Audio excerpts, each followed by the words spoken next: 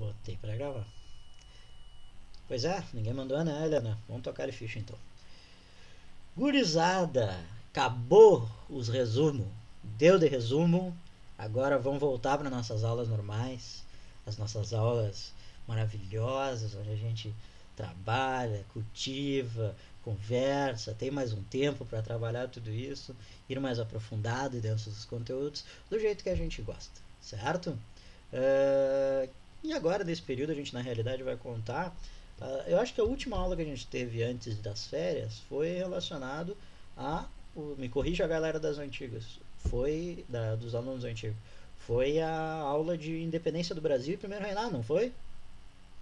Me corrijam se não foi. Foi isso, não foi? Última aula de história? Acho que foi sim. Então, o que, que acontece? Na realidade, a gente só vai seguir o próximo período, que vai ser o fim do primeiro reinado. A gente se lembra então que no primeiro reinado, Dom Pedro lá com toda a pressão, com a quantidade de cagada que ele tinha feito, a própria ideia do poder moderador, nessa centralização do poder em um império na mão do imperador, que vai ser o Dom Pedro I, com uma série de problemas que vai ser criado, e ele então abdica do trono, tá? E abdicando do trono, ele vai abdicar em nome do filho dele, que é o Pedro II, é o príncipe Dom Pedro, nem se pode chamar de Pedro II ainda, mas o príncipe Dom Pedro de Bragança. Só que quando ele abdica, o Dom Pedro tem 5 anos de idade naquela altura, era uma criança, certo? E não poderia, pelas leis do país, assumir com essa idade, só poderia assumir quando tivesse 18 anos, ou quando atingisse a maioridade, certo? Vocês, quando assume a maioridade, tira a carteira de motorista, normalmente, ou algo do tipo, pode beber, por exemplo, esse tipo de coisa. O Dom Pedro ganha um país de presente quando assumir com 18 anos, mas no caso ele não vai assumir com 18 anos, a gente vai ver isso depois, certo? O que, que é esse período da regência? O que, que é importante a gente entender do período da regência, tá, gente? Como eu tinha comentado com vocês, o período do processo de independência do Brasil, ele não é só 1822, certo? Ele é um processo de longa duração que vai durar desde a vinda da família real para o Brasil, em 1808, até o processo, e aí quando existe a ruptura de verdade essencial desse processo, que é quando abdica Dom Pedro em 1831, certo? É a partir desse momento que a gente pode dizer que realmente os laços do Brasil com Portugal na questão política vai ser rompidos, certo? Então a gente coloca ali como uma consolidação da emancipação política do Brasil ante o Império Português, certo? Como a gente falou, legalmente esse príncipe só poderia assumir com 18 anos, então até ele atingir essa idade de 18 anos foi incumbido que a forma de governo que ia se dar no país nesse momento ia ser as chamadas regências. O que são regências? Regências são governantes, normalmente da elite, seja de aí a gente vai ver a diferença de facções políticas que se iniciam a desenhar dentro do Brasil. Isso é importante também. A gente vai ter o início de uma vida política verdadeiramente brasileira a partir desse momento, tá? Que já vinha desde o período anterior, mas agora se concretiza. E essas regências vão ter variações, vai ser regências trinas, vai ser regências unas, vai ter caráter provisório, vai ter caráter permanente. Vocês vê que nada é muito certo, nada dura muito tempo durante esse período, certo? Porque o Brasil está recém se formando como um estado independente, então é normal essas oscilações, certo? As duas principais correntes políticas que a gente vai ter nesse momento, e aqui não é partido, tá? E não, é só visões do que a gente tem que entender que vai de projetos de Brasil, tá? Eu acho que isso que é mais importante, de projetos do Brasil, projetos políticos do Brasil. Um lado, a ideia do centralismo da corte, ou seja, o poder centralizado na mão do Rio de Janeiro, da província federal, da província do Rio de Janeiro, que era a capital do Brasil nesse momento. Em contrapartida, tu tinha ao centralismo do Rio de Janeiro o autogoverno de cada província, certo? Ou seja, cada província ia se autogovernar. Mais ou menos isso aqui é muito influenciado nesse momento pela Constituição dos Estados Unidos, certo? Os Estados Unidos é uma república federativa, certo? O que isso quer dizer? Que existe um eixo central, existe um poder central, que seria nos Estados Unidos seria a capital chamada Washington, certo?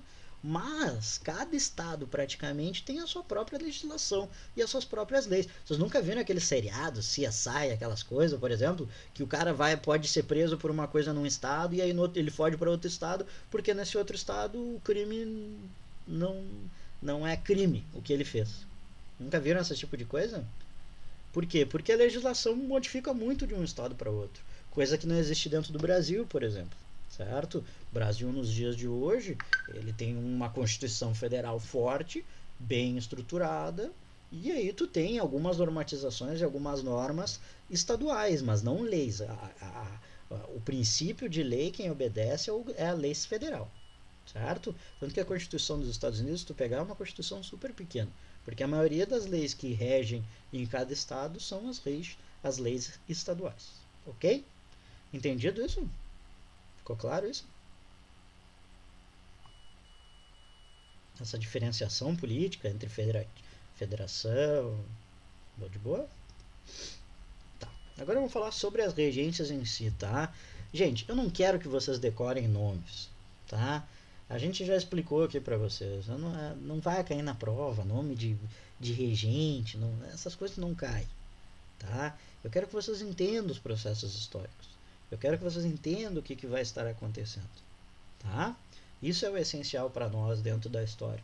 Não é decorar ali, ó, por exemplo, na regência trina provisória, que já tem o nome, trina, ou seja, é de 3 pessoas, e provisória, ou seja, não vai durar muito tempo, tá? É o Francisco de Lima e Silva, o Nicolau Pereira de Campos e Vergueiro e o José Joaquim Carneiro de Campos. Os 3 são senadores, tá? O Francisco de Lima e Silva, inclusive, é um militar. E as principais medidas que eles vão tomar, gente, primeiramente, como eles destituíram praticamente o imperador, uma das primeiras coisas que eles vão fazer é, como é que se diz? Restringir o poder do Dom Pedro, tá? Sobretudo trocando os ministérios do Dom Pedro, a grande parte dos ministros, ok? Eles convocam também uma nova Assembleia Legislativa para fazer novas leis. Tá? Essa Assembleia vai dar direto no que a gente vai chamar depois no ato adicional de 1834, ok? Mas não vai ser criada uma nova Constituição, só vai ser maquiado alguns pontos da Constituição anterior. E principalmente o anistiamento dos adversários políticos do Dom Pedro I, que em grande parte muitos foram presos, alguns foram exportados, como é que chama? Expulsos do país e coisas do tipo, muitos estavam em Portugal, como o próprio o José Bonifácio de Andrada, né? Exilados, isso, perfeito, obrigado, Jonathan. Exilados, como o próprio José Bonifácio de Andrada, certo? Até aqui de boa, gente? Tranquilo?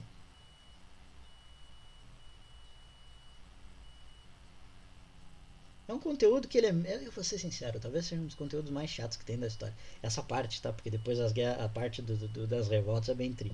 Mas, porque ele é muito político, é muito baseado nessa questão política desse momento. Mas é um conteúdo que não é muito difícil, tá?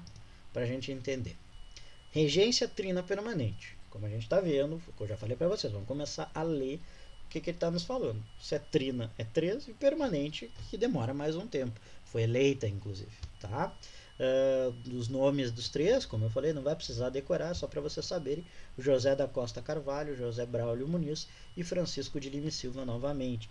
O Francisco de Lima e Silva, se eu não me engano, aqui é o Duque, eu não lembro se é o pai, eu acho que o filho é o da Guerra do Paraguai, eu sempre me confundo os dois. Mas é o Duque de Caxias, tá? Aqui é um dos principais fatores, tá, gente? A criação da Guarda Nacional.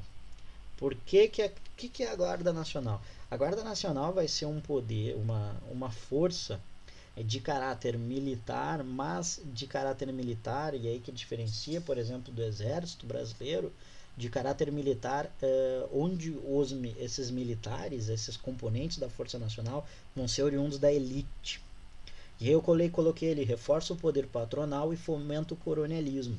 Porque nesse momento é que a gente vai começar a ser dados uma quantidade grande de títulos para grandes produtores rurais, para grandes fazendeiros, que vão controlar principalmente essas regiões de fronteira, essas regiões do interior do Brasil, as forças militares.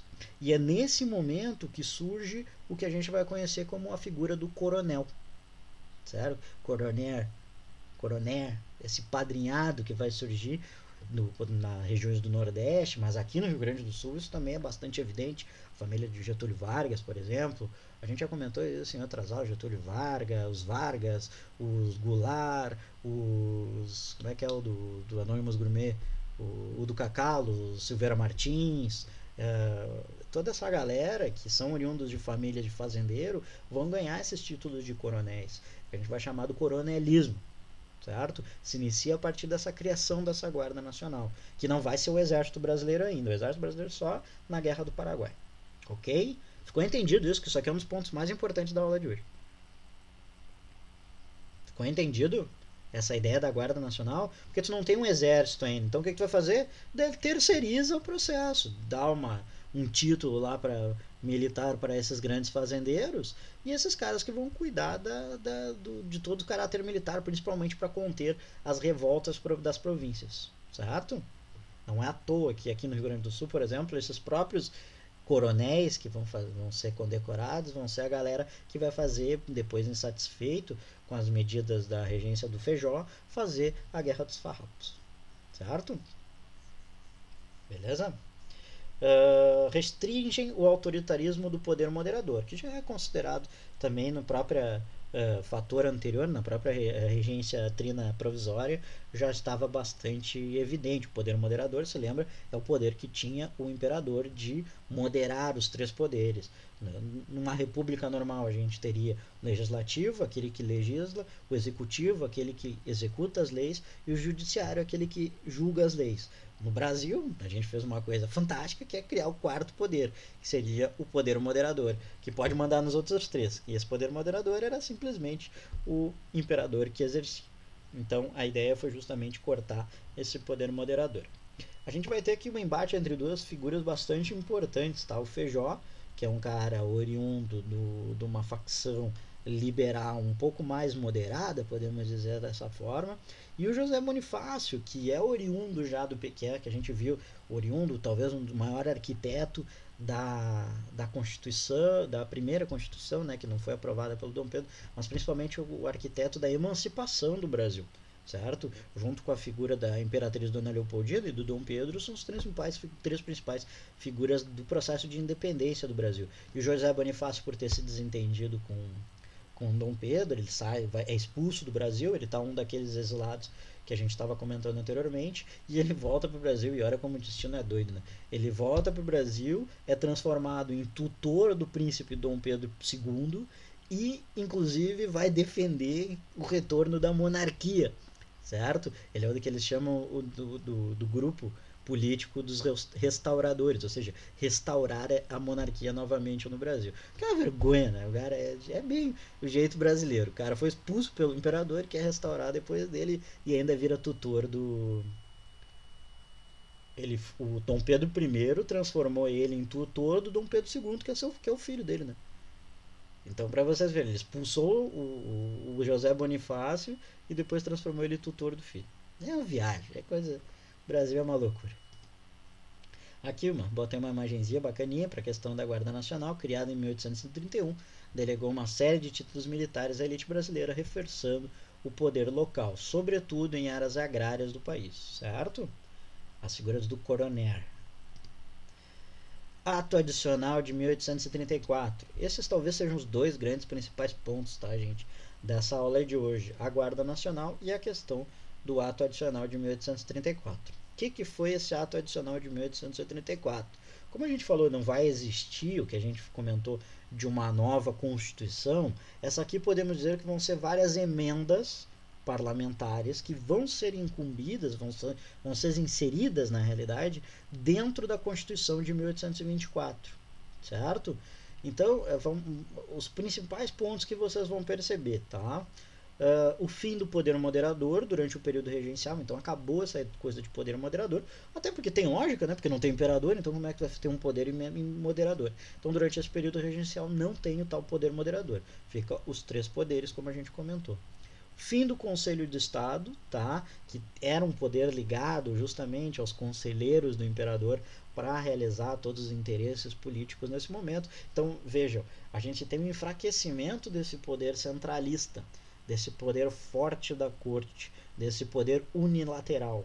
Agora, podemos dizer que fomentamos, até esse livro aqui que é muito interessante, que é da professora Lilia Schwartz, que inclusive teve na Lilia Schwartz e a Heloísa Starling, que teve no Roda Viva semana passada, sei lá. Se vocês quiserem procurar no YouTube depois é bem legal. Mas ela trabalha como isso aqui, como a primeira república que a gente pode trazer. Uma república, não é tardia, república precoce, podemos dizer. A primeira das primeiras repúblicas do Brasil. Porque aqui a gente realmente vai ter uma igualdade de poderes, mesmo com as regências. Tu tem, por exemplo, quem vai mandar verdadeiramente vai ser o legislativo, podemos dizer. Certo? Então a gente tem, tudo bem que não existe voto universal nesse momento, não existe um voto de toda a população, mas um ensaio do que é um poder republicano a gente tem nesse momento. Certo? Criação das assembleias legislativas provinciais, ou seja, cada província vai ter a partir desse momento também sua própria assembleia legislativa. A província de São Pedro, aqui, que era o Rio Grande do Sul, vai ter uma assembleia legislativa própria agora nesse momento. Então vai começar a existir leis estaduais, coisas que não existiam anteriormente. Vocês vejam que está descentralizando esse poder. Perceberam isso? Aumento do poder dos presidentes, ó, tudo para descentralizar o poder. Presidente de província, ou seja, o que era chamado, que seria a figura do governador, o executivo das províncias, tá? Mas a nomeação era a função do imperador. Como não tem imperador nesse momento, quem elegia era o legislativo. Então, esse poder de descentralização de poder, certo? Ia substituir a regência trina por uma regência una, ou seja, ser eleito apenas uma pessoa. E o cara que vai ser eleito vai ser essa figura, que vai ser o padre Antônio Vieira de Feijó, que foi, devido ao seu caráter extremamente autoritário, tá? Era uma figura bastante autoritária, tanto que ele meio que duela, não duela, mas duela em poder, digamos assim, com a outra principal figura política que a gente vai ter no país nesse momento, que é o José Bonifácio. E ele vence essa disputa política com o José Bonifácio e coloca o José Bonifácio no ostracismo. Depois desse momento da disputa com o Feijó, o José Bonifácio se aposenta e vai praticamente morrer sem saber muito o que aconteceu com ele depois disso, certo? No ostracismo. E principalmente por esse caráter autoritário dele, de tentar centralizar o poder depois de toda essa descentralização do ato de 1834, ele vai ter fortíssima oposição das províncias, e inclusive na regência dele, que vai estourar a maioria das revoltas, inclusive a revolta do Rio Grande do Sul, que começa em 1835, a revolta farroupilha, né, que a gente, a Guerra dos Farrapos, que a gente vai ver na próxima aula todas essas revoltas daí. Ok? E devido à forte oposição, ele pediu o afastamento do cargo. Certo, gente? Depois vai ter um outro cara que ele não vai fazer praticamente nada, né? Eu nem quis colocar para não, ele só fica ali, tá? É uma figura muito, nem me lembro o nome dele, mas é uma figura muito pouco, que não realiza muita modificação, apesar de ter ficado grande parte do tempo. A partir daqui até 1840, quando tem o golpe da maioridade, vai ser esse outro cara que agora não me lembro o nome, mas é muito pequena a interferência dele dentro do Estado brasileiro. Não vai ter muita modificação. Por quê? Justamente pelo esse caráter descentralizado que ele vai incumbir. Então não vai ter um poder de decisão muito grande. Esse mesmo, Jonathan. Pedro de Araújo Lima, esse mesmo. Ele não vai ter um poder tão relevante, porque justamente a partir desse momento que foi descentralizado e criado esses poderes provinciais, as decisões políticas centrais até a volta da figura do imperador vão ficar um pouco obsoletas, tá? Entendido aqui, gente? Entendido tudo isso? Barbadinha, né? Sem muito mistério. Mas isso aqui é importante para a gente entender depois, inclusive, os processos das revoltas, por que acontece das revoltas, tá? Jogo político no período regencial, tá? Isso aqui é importante a gente saber também. os três principais facções, não dá para tu chamar de partidos ainda que existe, eram facções, pessoas que se alinhavam com certos pensamentos, tá? E vocês podem perceber que os próprios pensamentos são bastante incertos, porque nós temos dois grupos de liberais, por exemplo. E aí a gente tem os liberais moderados, que em geral eram monarquistas, ou seja, defendiam esse poder do imperador e que defendiam a limitação do poder do imperador, certo? Então, por exemplo, defendiam uma monarquia, tá? Mas ao mesmo tempo defendiam que essa monarquia tinha que se submeter ao legislativo, mais ou menos como acontece na Inglaterra, uma monarquia parlamentar. E o principal líder deles era o Padre Feijó, certo? Então se utiliza muito do exemplo da Inglaterra aqui para se realizar esse projeto de nação projeto político dos liberais moderados. Entendido isso? Monarquia parlamentar. É um rei, uma rainha, um monarca que é a figura chefe representativa, mas quem comanda, quem legisla é a parte legislativa. Ficou entendido isso? Sejam sinceros. Ficou tranquilo? Dale. Então a gente tem depois os chamados liberais exaltados, que eram defensores abertos do federalismo, ou seja, que a gente falou do processo da independência das províncias brasileiras, da independência política de cada uma delas, e alguns exaltados eram defensores de uma república. E o nome mais influente foi um cara que esteve envolvido lá na Confederação do Equador, lá em todos os projetos, um dos maiores contrários de Dom Pedro I, que era o jornalista Cipriano Barata, certo? Um baiano que participou de várias, se não me engano, na insurreição pernambucana ele também estava envolvido, tá? O Cipriano Barata. Gente, liberais exaltados, vamos fazer assim, ó. Liberais, se vocês querem colocar no lado se vocês estão escrevendo, liberais moderados, exemplo, monarquia parlamentar, Inglaterra, o Reino Unido, tá? Liberais exaltados, exemplo, Estados Unidos, tá? Constituição norte-americana, federalismo, certo? Grande parte deles. E a última, que são os mais, como é que eu posso dizer, mais conservadores, podemos dizer assim, eram os chamados restauradores, que eram os defensores do retorno do Dom Pedro, que abdicou anteriormente, ao trono brasileiro. E tinham nas figuras dos irmãos Andrada, o José Bonifácio, principalmente, que eram os seus maiores expoentes. Tá? Então percebam, a luta do Feijó foi entre liberais moderados e restauradores, certo? A luta do Feijó e José Bonifácio, tá? E durante o período regencial, o que vai acontecer? A partir dessas três facções vão ser criados dois partidos brasileiros, tá? Os dois partidos, os principais partidos que vão reger até o final do Império Brasileiro, que é o Partido Liberal e o Partido Conservador, tá? O que é o Partido Liberal? O Partido Liberal vai surgir da mescla dos liberais moderados com os exaltados. E o Partido Conservador surgiu da mescla dos liberais moderados com os restauradores. Então, pela própria essa ideia do liberal e conservador, moderados a gente pode dizer que seria o centrão, tá? O centro, que é aquela galera que vai se aliar a partir dos seus interesses diretos, tá? Os exaltados, a gente poderia dizer que eram os mais revolucionários, os que buscavam maiores modificações dentro do contexto, os mais iluministas, mas os mais, não dá para chamar de burguesia também, mas os mais revolucionários dos três. E os restauradores, com certeza, os mais conservadores, os mais alinhados com as políticas anteriores. Certo, gente?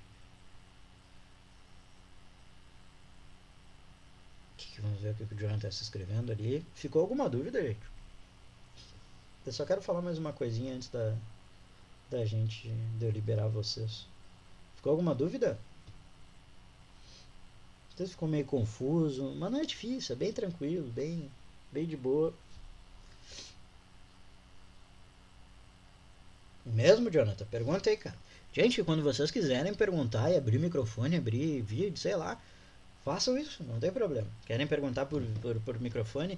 Pra mim seria uma benção eu escutar vocês. Bom, enquanto o Jonathan vai escrevendo ali, eu vou. Não, Jonathan, não, porque vou te explicar o porquê que não dá para fazer eh, uma, uma ideia com os jacobinos. Porque os jacobinos eles vêm de uma burguesia, tá? Eles são oriundos de uma burguesia citadina, podemos dizer assim, mas os liberais exaltados eles não vêm de uma burguesia. Não existe burguesia ainda no Brasil. Existem comerciantes, mas burguesia em si não existe, certo?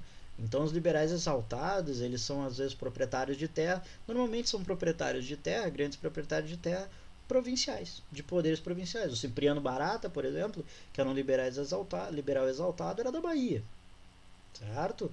Podemos dizer que depois o que vai acontecer, grande parte das revoltas que vão acontecer no período regencial são liberados por liberais exaltados, certo? Eles são mais revolucionários, mas eles não estão relacionados numa questão de classe burguesa, porque isso não existe ainda no Brasil, certo? Não existe burguesia no país. Burguesia a gente pode dizer que se inicia a fomentar no final do século XIX, mas vai tomar o poder em si só com Getúlio, ok? Então não dá para se ter essa formalização de uma burguesia brasileira e inclusive uma burguesia influente na política. Tu tem comerciantes, mas não burguesia em si. Beleza? Gente, uma coisa que eu quero lembrar para vocês que facilita o entendimento dessa questão da regência, tá? E por que que acontece tantas revoltas. O que que eu comentei para vocês que é o sentimento, a gente comentou eu e o Marcelo para vocês, o que que um cara lá no Grão-Pará, Maranhão, e um cara aqui na província do Rio Grande do Sul, depois do processo de independência, vão fazer eles se sentirem brasileiros? Que faz você sentir esse sentimento? Porque não existe uma nação ainda, né? Não existe, não existe uma nação ainda. O que vai fazer essa galera se sentir brasileiro? Tem dois elementos que a gente comentou. Vamos ver se vocês lembram. Da galera antiga. Da galera nova, que se quiser chutar também não tem problema. O que vocês acham? Chutem. O que faz um cara lá no Grão-Pará e um cara aqui no Rio Grande do Sul se sentirem brasileiros? O que a gente vai ter? Pertencente ao Império do Brasil. Bom, o Jonathan como falou, que é a figura do imperador. Se é o Império do Brasil, para que está dentro, tem que ser comandado pela figura do imperador. Aí eu pergunto para vocês, tem imperador aqui nesse momento da regência?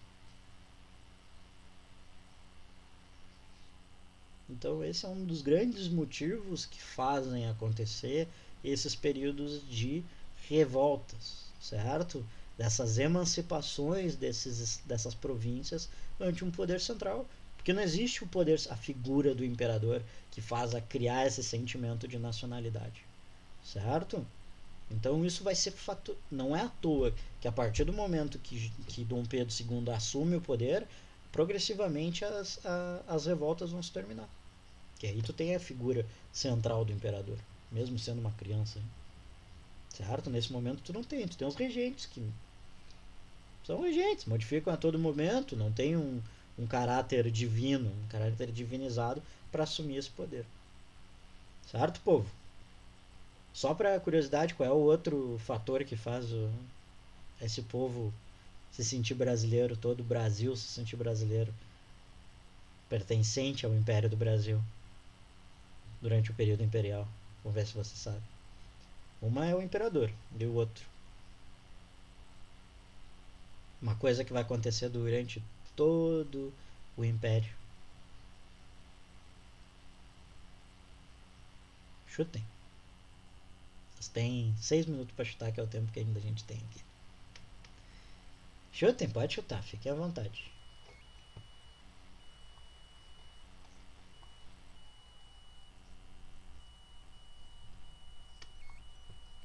O que acontece durante todo o período do império? Que quando termina, logo depois termina o império. E o Brasil vira república.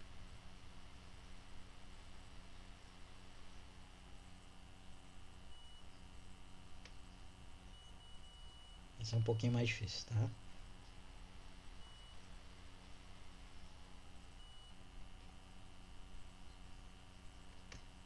Não, Jonathan, não é o aumento do poder da República, justamente por causa do fim disso, que é a escravidão, tá?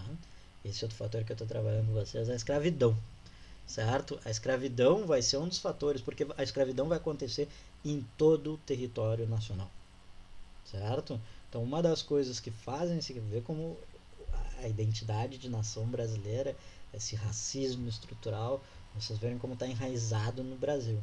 Que uma das fatores que fazem o Brasil se sentir como império, como uma unidade nacional, é que em todo o Estado brasileiro, todo o Império brasileiro, vai ser realizado o processo de escravidão. Certo? Então, para vocês verem o quanto isso está influente dentro do nosso cerne como Estado. Não é à toa. Cara, vamos tentar te explicar, tá? Em todo local do Brasil, o método do escravismo vai continuar acontecendo até 1888. E não é à toa, quando termina 1888, a escravidão, um ano depois, que é 1879, é o fim do Império, certo?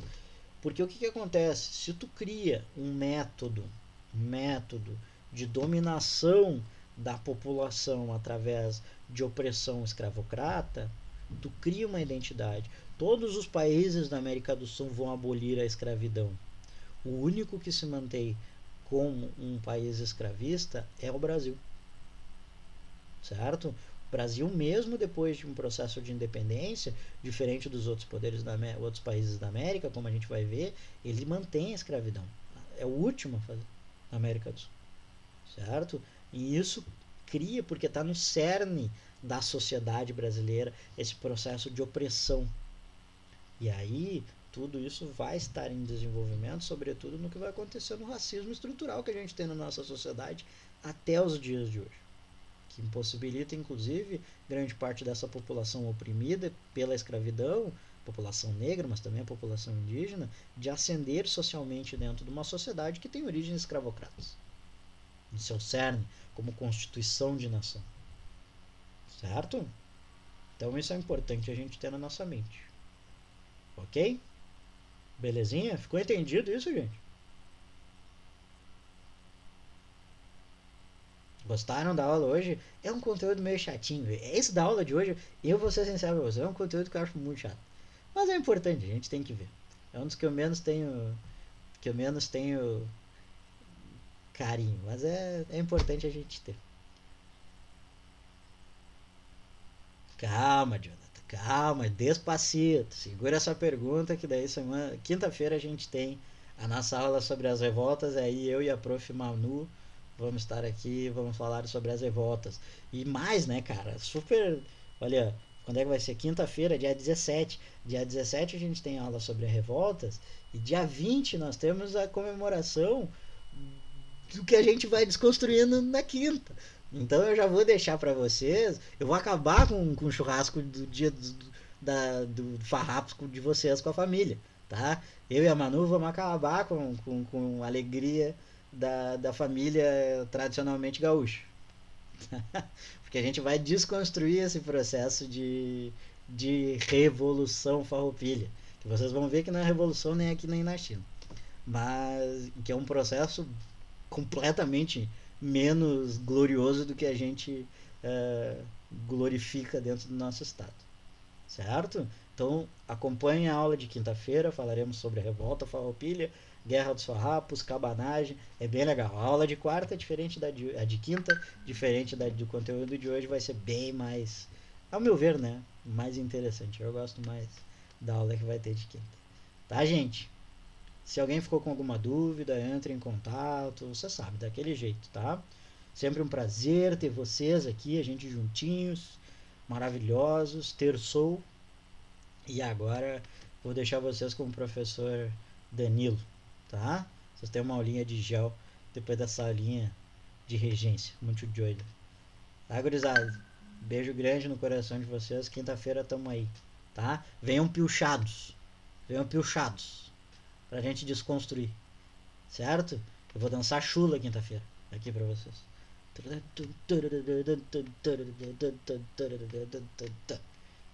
Certo, gurizada? Vou chegar piochado aqui, com espora e laceando meus gatos aqui, ó.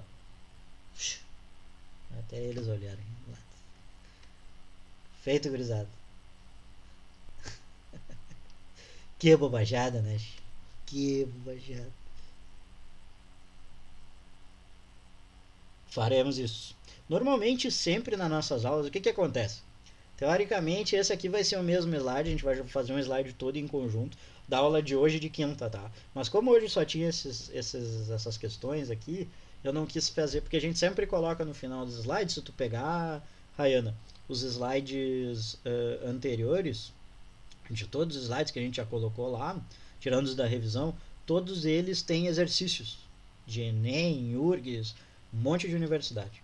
E também a gente tem os materiais de apoio. E tudo isso vai estar disponível para vocês dentro dos slides, tá? Só hoje que eu coloquei porque na realidade é a mesma aula da de quinta-feira, mas quinta-feira vai estar tudo certinho para vocês, beleza?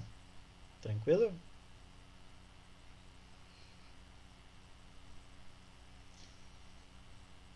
De boa? Entendidos? Beleza. Ô Rayano, tu é a Rai, né? Agora que eu me liguei. Depois, se tu quiser conversar sobre aquela função do que tu me passou hoje, se tu quiser depois me mandar uma mensagem, alguma coisa sobre aquilo, pode mandar, tá? Desculpa se eu não consegui te fazer tu entender bem aquela dúvida que tu teve. Mas daí vamos conversar sobre aquilo, porque eu também fiquei interessado em saber sobre mais aquilo o que tu acha, tá? Beleza?